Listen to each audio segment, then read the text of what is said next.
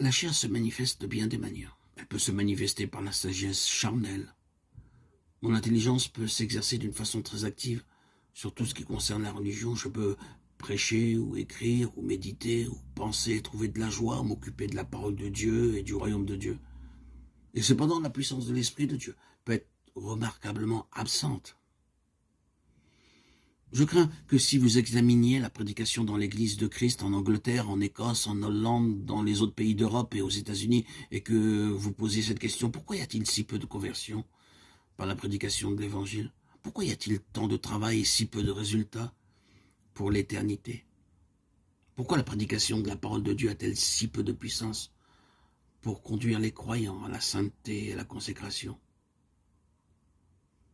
La réponse est celle-ci. C'est l'absence de la puissance du Saint-Esprit. Et pourquoi cela? La seule raison, c'est que la chair et l'énergie humaine ont pris la place que le Saint-Esprit devrait avoir. C'était vrai pour les Galates, c'était vrai pour les Corinthiens.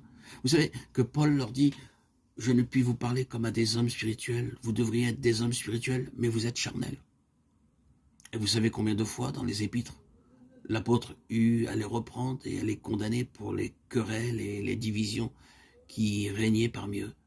Qu'est-ce qui prouve qu'une église comme celle des Galates ou bien un chrétien sert Dieu d'une manière charnelle et cherche à perfectionner par la chair l'œuvre qui a été commencée par l'esprit?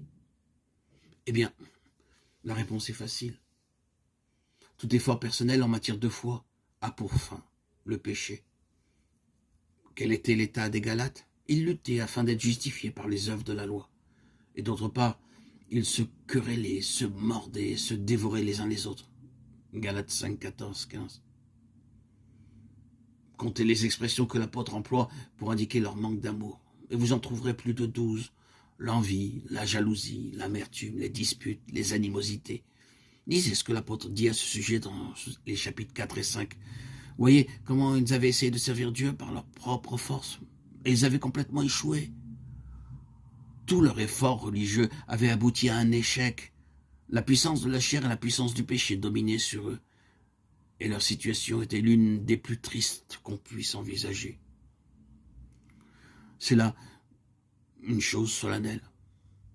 De toutes parts, dans l'Église chrétienne s'élèvent des plaintes concernant l'absence de piété véritable et d'intégrité morale. Même parmi les membres professants des églises chrétiennes, je me souviens d'un sermon que j'entendis prêcher par le pasteur Dix au sujet de la probité commerciale, et ce pasteur parlait en particulier de ce qui se passait à Londres. Mais je ne peux pas parler ici seulement de la probité ou de l'absence de probité commerciale qu'on peut trouver à Londres.